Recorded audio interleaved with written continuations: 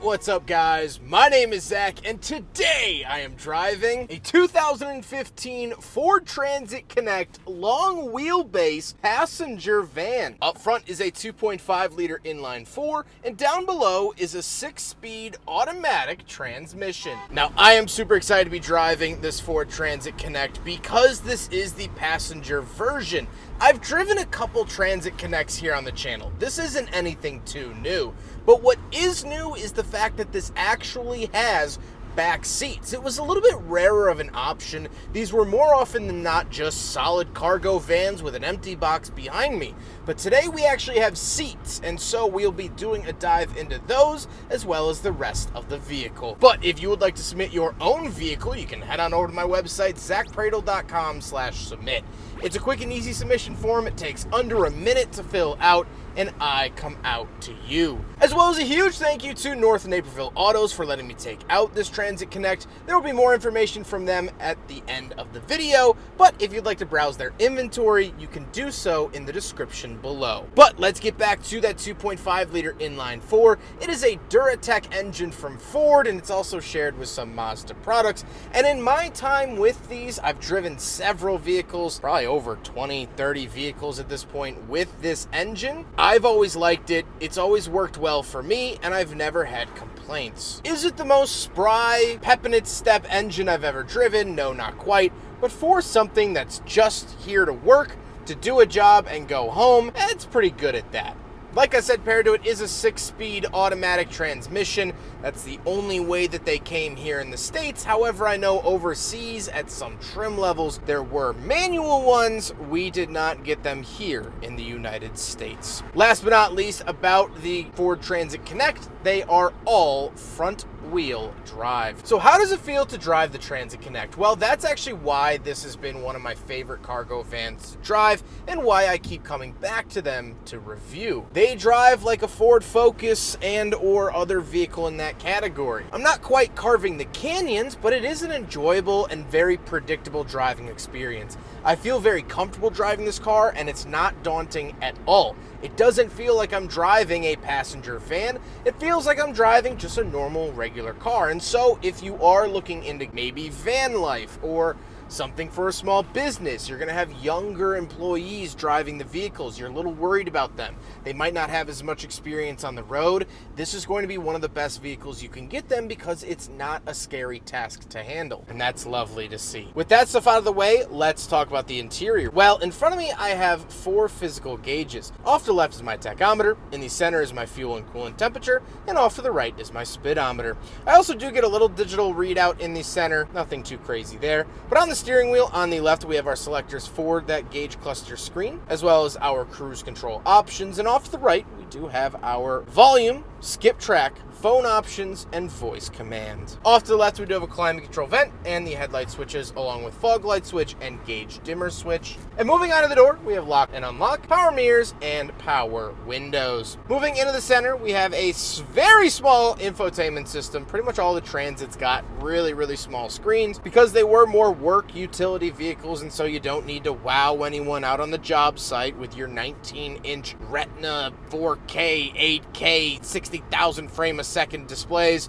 You could just have this little one and it'll do the job. Down below that, we do have our radio buttons for radio, media, phone, sound, and menu, along with our selectors, eject for the CD player, power, volume, and our number pad. So 2016, still a little late in the game to still have a number pad, but it's here nevertheless. Down below that, we do have our climate controls. So fan speed off to the left, temperature in the center, and where to send it off to the right, of course, with buttons for recirculating and air conditioning. We also have heated wipers, which is really nice to see, and rear, which a lot of other Transit Connects have a button for the rear defrost, but they don't have rear windows. This actually does have rear windows, so I get to use it here today. The shifter is out of pretty much every other Ford product from the era. Nothing really too new or interesting here, and you can plus minus on the side if you want. But then down below, we have a Sync by Microsoft badge, our 12-volt outlet, handbrake off to the left, and cup holders to the right, so we will do a big friggin' bottle test. However, predictably, it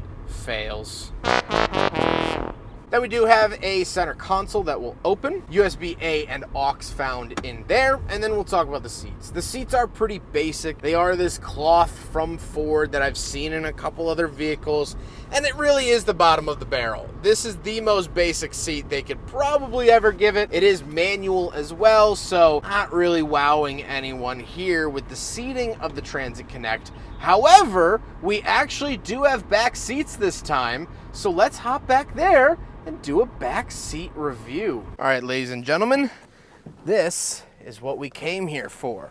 So I am in the second row of the Ford Transit, of which I've never been able to say before because all of the previous Transit Connects that I've driven have been cargo variants. So we do have climate vents on the B pillars, which is really nice. As you saw getting in, we do have sliding doors that are not power.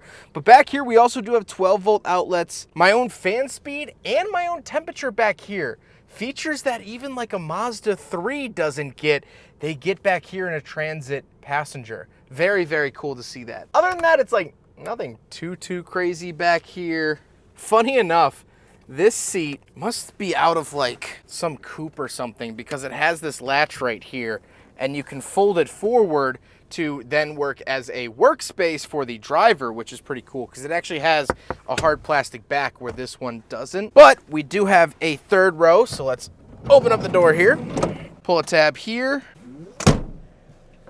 pull that down, and then we have access to the third row of seats. Fold them up like that, and you can fold them up. Very, very cool to see that, but we will now hop around the back. Now, they do stop right here at about, 90 degrees, but then you hit this yellow button, and that will detach this inner part and allow them to open up a full 180. So tons and tons of space around the back of the Transit Connect. Third row back here, we also do get climate vents, cup holders, and a 12-volt outlet for the third row. Very, very nice to see that. This makes this car very, very functional because you can fold the seats flat and still have all the benefits of a cargo van. However, when you do pull them up, you also have all the benefits of a passenger vehicle.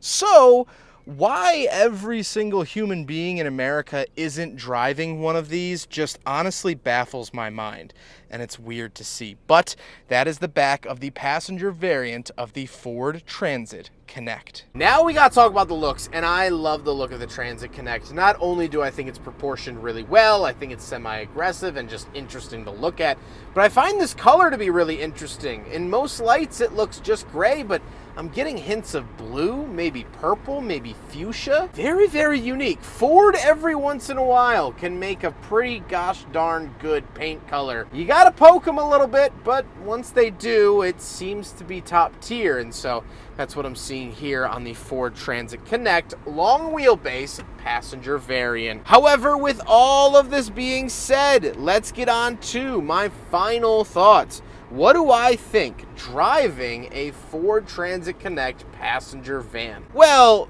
testing out the rear seats was just more of a bucket list item for me. It's just something I kind of wanted to do. And someone left a comment on the last Transit Connect video that I did asking for it, so here you go, random commenter. I appreciate your input. However, what I have come to know and love about the Ford Transit Connect is still true here today. It's great to drive, it's nimble, it's the most reliable of the cargo vans that I've driven, comparing it to the Ram ProMaster City or the Nissan NV200. I trust this one the most. Can't say I trust it with all my money, but I would trust it the most. And there's just something about it. It's just something that's so good that there really isn't any complaining. Nobody argues that chess is a complicated brain tease of a game. No one argues that. It's just a fact. No one argues that the Empire State Building is one of the most beautiful Art Deco buildings in the city of New York. No one really argues that. And so here today, when I say that this is one of the best cargo vans that you can buy and now one of the best passenger vans that you can buy, well, no one really argues that. It's just one of those cornerstone vehicles. And it's a darn tootin' shame that we don't really get them anymore. Man, do I want a Ford Transit Connect in my life, and I didn't think I would ever say that, let alone here. on YouTube. I hope you guys enjoyed the video. Huge thank you to North Naperville Autos for letting me take out their Ford Transit Connect long wheelbase passenger van. They're absolutely awesome. They have tons of really cool vehicles in their inventory all the time. I'm always filming with them, something cool and unique, something to perk the ears up a little bit. So definitely go take a look if you're in the Chicagoland suburbs and in need of a vehicle. You got to check them out. They have great pricing, great customer service, and you won't regret it. But I hope you guys enjoyed the video. Don't forget to rate the video, comment on the video, and subscribe if you really liked it. Take care, guys.